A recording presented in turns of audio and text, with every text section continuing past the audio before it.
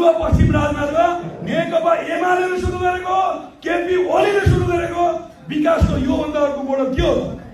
हैन। यत्रो चोरी डकैती भइरहेछ, कोही बोल्दैन कहाँ छन्? यी सबैलाई डोकोले छोपेर सिस्नो लगाएर पानी खनाएर सातो निकाल्नु पर्नेछ। नेकपा एमाले युवा संघ नेपालले यी सबैको सातो बोलाउँछ र राष्ट्र निर्माणको निमित्त, लोकतन्त्रको निमित्त, विकासको निमित्त, समृद्धिको निमित्त, सामाजिक न्यायको निमित्त, सामाजिक सद्भावको निमित्त जसरी हिजो नेकपा एमाले र राजनेता केपी ओलीले अभियान चलाउनु भएको थियो, त्यो अभियान अझ तीव्र गतिमा अगाडि बढ्छ। त्यो कहिले पनि पछाडि पर्दैन। बेजिङ र साङ्घाईको हाई स्पिडको रेल जसरी त्यो जान्छ, जनकपुर जयनगरको लो स्पिडको रेल जस्तै होइन, हाई स्पिडको रेलमा त्यो जान्छ। के दोष थियो एमालेको? के दोष थियो केपी ओलीको? दुईजना जेन्जीका नामका नक्कली जेन्जीहरूले हामीलाई झण्डा देखाउनु हो। म अभिवादन, लाल सलाम र धन्यवाद दिन चाहन्छु। आज 100औं ओरिजिनल जेन्जीहरू आज कार्यक्रममा प्रवेश गर्नुभयो।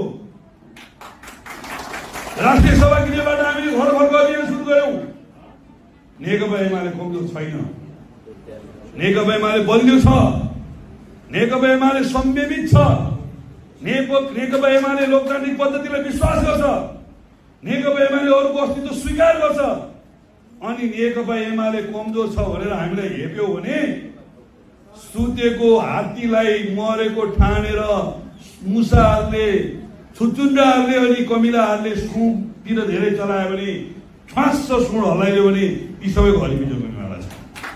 हामी नेपाल सरकारसँग अनुरोध गर्छौं, एउटा क्षेत्रबाट अर्को क्षेत्रमा जान पाउने मौलिक हक र मौलिक अधिकारको कुरा हो। तब हामी सबै नेपालको जुनसुकै भूभागमा पनि जान पाउँछौं। सभा गर्न पाउने, भेला गर्न पाउने, आफ्नो विचार राख्न पाउने, कार्यक्रम गर्न पाउने हाम्रो नैसर्गिक अधिकार हो। हामी त यतिसम्म उद्धार छौं। हिजो दुर्गा बसाइले हाम्रो अध्यक्षलाई कम्बोडिया काण्ड भनेर अनेक नौटंकी लाछना लगाउँदा पनि, हामी माथि अनेक नौटंकी लाछना लगाउँदा पनि यसपालिको दुर्गा बसाइलाई समातेको कुरा चाहिँ बेठिक भयो। किनभने उनले यो आन्दोलन सुशीला कार्की र गृहमन्त्रीका विदेशी दलालहरूसँगको साँठगाँठ र करतुतहरूलाई एक्सपोज गरेको कारणले समाजले उनको मौलिक हक हनन भयो भनेर कुनै आग्रह नराखिकन बोल्न सक्ने पार्टी नेकपा एमाले हो।